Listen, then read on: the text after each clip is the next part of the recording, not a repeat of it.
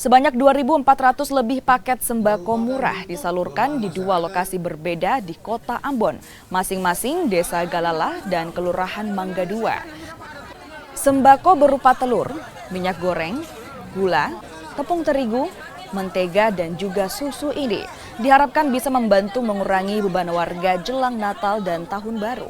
Satu paket sembako dijual dengan harga Rp55.000. Warga penerima pun sudah mendapatkan kupon sebelumnya. Kita sekarang dengan pasca Covid ini kan banyak sekali kesulitan perekonomian yang ada di kota ini. Sehingga pemerintah melalui Dinas Perindak Kota Ambon melaksanakan kegiatan pasar murah. Ya. Nah, jadi Pak Penjabat Wali Kota Ambon, Pak Bodewin Watimena berharap sehingga melalui kegiatan ini masyarakat dapat terbantu. Jadi dari nilai yang satu paket itu kalau di harga toko itu 150.000, tapi di sini kan hanya 50.000 aja. Nah, ini sangat membantu sekali ya.